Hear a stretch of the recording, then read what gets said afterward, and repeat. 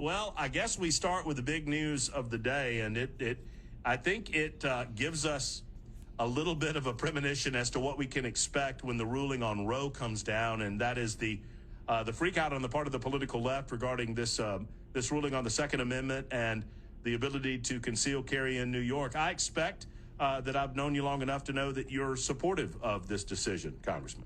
Yeah, I'm ecstatic. You know, basically we had a huge win today for the right of an individual to defend themselves. I mean, reading Justice Thomas's, opinion was it was excellent. He basically said that the New York rules or laws made it basically impossible for a person to just defend themselves. And so clearly that, I think the Constitution guarantees that right. Even I think gives it the right to, have a weapon for the purposes of, fighting tyranny. But so I was very happy with the ruling, and I really liked Justice Thomas's points. I know, and this goes hand in hand with the conversation regarding gun ownership and what is the best way forward with regard to mass shootings that are happening around the country. But the expectation now is that the House of Representatives will be getting the gun bill. That I don't know if it's through the Senate officially yet, but it overcame. I think it got a vote earlier today. You tell me, Congressman, is this happening in the House, and do you expect it to pass? Yeah, so I anticipate that probably we're supposed to go in at 8 p.m. tonight for votes, and we'll probably vote until they pass it over from the Senate, however late that is.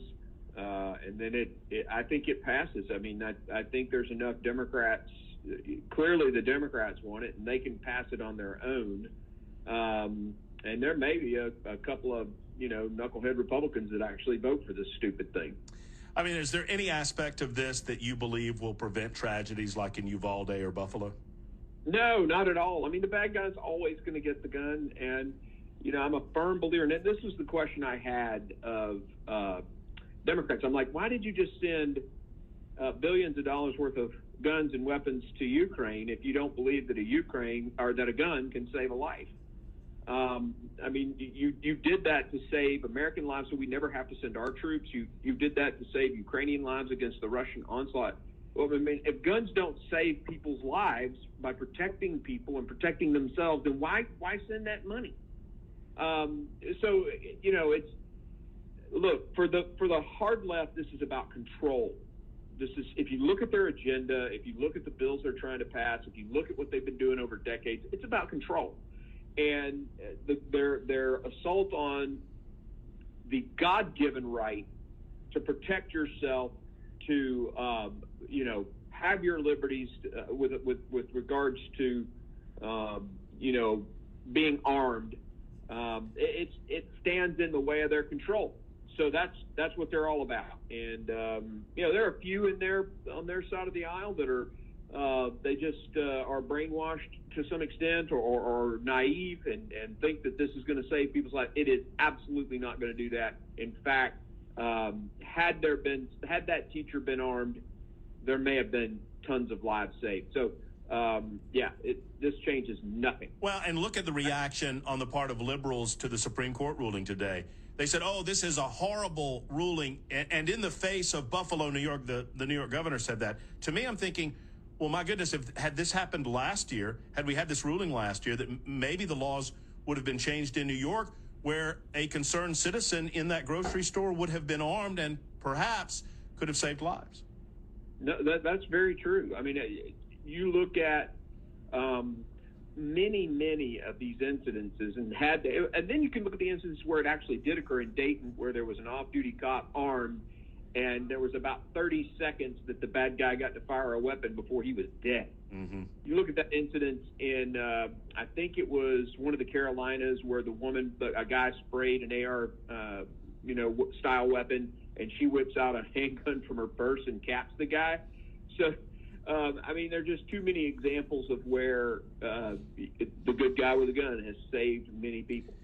Talk to me about the National Defense Authorization Act and your effort to, well, frankly, make it better against some of the Democrat protests.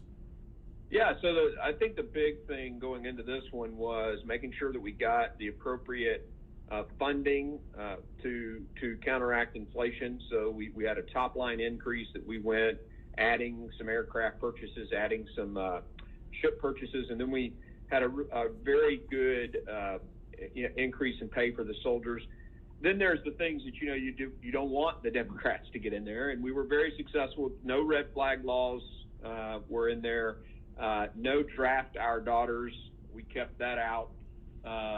And so very, very happy about that. And then, a couple of my very specific amendments, I got some more money for barracks at Fort Campbell. That's a really good thing. That the 1st Brigade, especially barracks at Fort Campbell, are just falling apart. There's mold, there's mildew, they're having soldiers getting sick, and so we got to get those fixed. And then,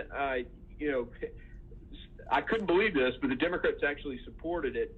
I have a bill or an amendment that we basically won't allow the post exchange to sell anything manufactured in China, which blew me away that I was able to convince the Democrats to do that. But I mean, essentially, China is the enemy. I mean, and the products they're making it with slave labor in Xinjiang province. So why are we having our soldiers purchase this stuff? And so we passed that. Now I don't know if it survives conference committee, and we may be at this again next year, but that and many other of my amendments got through, and was very, very happy to see that. Do you think that it just slipped through without notice, Congressman? Because this doesn't seem... seem... No, it was Jackie Spear, who is a very liberal Democrat, spoke up and shut down the Democrats, basically saying, look, we can do this. There's no reason why we can't do this. And she starts naming off melamine and baby formula and all the tainted aspirin that has come from China. And she's like, we don't need to sell this stuff.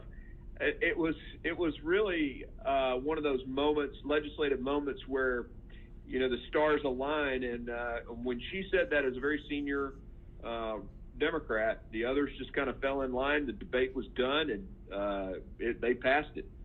Well, I'm a gruff individual, admittedly, Congressman, so I don't suggest that you would refer to John Kerry as climate lurch, which is what I call him.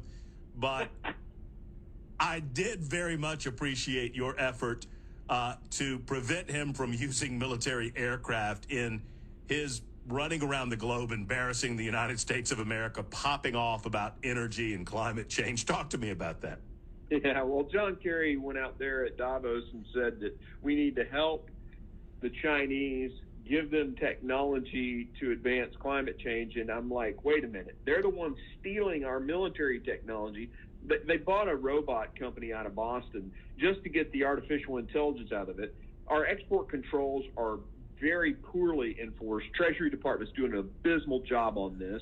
And John Kerry wants to give technology to the Chinese, and he's talking about all this riding around on Air Force aircraft. So I wrote a bill that said John Kerry cannot ride on Air Force aircraft. And it was more of a, poke at the left and make a point about this guy's craziness. But of course, a point about Chinese theft of military technology.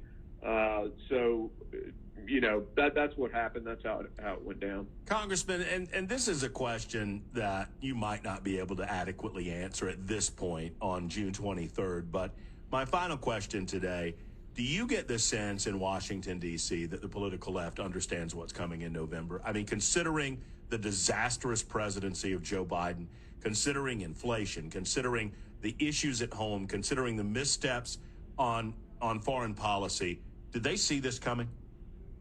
Yeah, I mean, you can tell a tonal difference in the way they're dealing with us. I think they're being a lot nicer.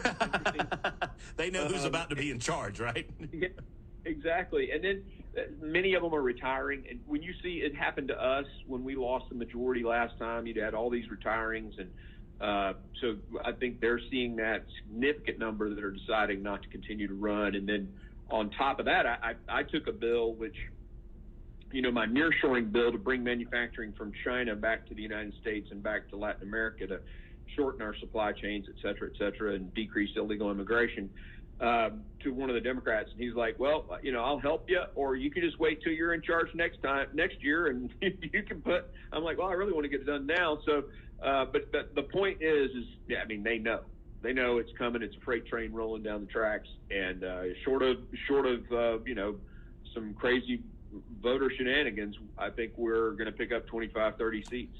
Well, let's hope that we can hold on until that happens, because as you well know, and I know you're concerned with it, a lot of people in Tennessee are suffering right now with pocketbook issues, which matter more at the polls than anything in my lifetime. And I know you'll hold the line as best you can until November.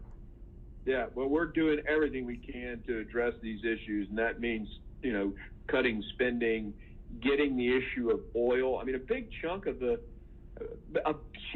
of the inflation piece is Biden's assault on oil and gas. So we're fighting all that every turn.